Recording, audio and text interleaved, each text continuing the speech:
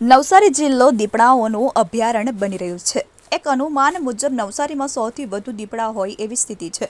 ત્યારે વાંસદા તાલુકાના મોટી વાલઝર ગામે 5 દિવસ અગાઉ ઘર આંગણે રમી રહેલી એક 6 વર્ષીય બાળકી ઉપર દીપડાએ હુમલો કરી ગળામાંથી દબોચી પોતાનો શિકાર બનાવવાનો પ્રયાસ કર્યો હતો, જેમાં બાળકીને 22 ટાંકા આવ્યા હતા અને સુરતની ખાનગી હોસ્પિટલમાં તેને ઓપરેશનનો સામનો કરવો પડ્યો હતો। આ ઘટનામાં વન વિભાગ હજુ દીપડાને પકડે એ પૂર્વ નજીકના ઉપસણ ગામે 3 દિવસ અગાઉ દીપડાએ ફરી 6 વર્ષીય બાળકીને પોતાનો શિકાર બનાવવાનો પ્રયાસ કર્યો હતો।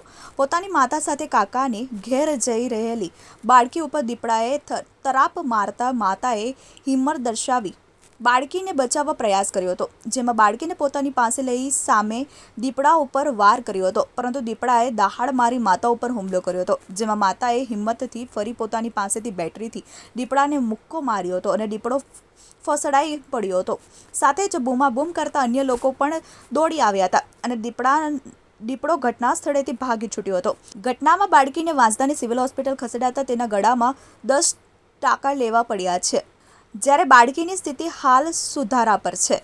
આ ઘટના બાદ 2 દિવસ પહેલા વાંસદાના વન વિભાગના અધિકારીઓ સહિત વલસાડના ઉત્તર વર્તુળના ઉચ્ચ અધિકારીઓ, ડાંગ જિલ્લાના વન વિભાગના અધિકારીઓ ઘટનાસ્થળે પહોંચ્યા હતા અને દીપડાને પકડવા માટે કવાયત હાથ ધરી હતી। સાથે દક્ષિણ ગુજરાત બહારથી પણ દીપડાને પકડવા નિષ્ણાંત એવી દાહોદ જિલ્લાની બારિયા વન વિભાગની ટીમને બોલાવી છે। આ સાથે ઉપસણ અને મોટી વાલઝર સહિતના વિસ્તારોમાં 15 જેટલા પાંજરા મારણ સાથે ગોઠવવામાં આવ્યા છે। તેની સાથે દીપડાને ટ્રેસ કરવા 15 track camera, 17 wireless CCTV camera તેમજ ડ્રોન કેમેરાની મદદ લેવામાં આવી રહી છે। સાથે જ 3 ડાર્ટ ગન પણ છે અને સ્થાનિક ગ્રામજનોને જાગૃત કરવા માટે રિક્ષા ફેરવી સાંજના સમયે શું ધ્યાનમાં રાખવું એની માહિતી પણ આપવામાં આવી રહી છે।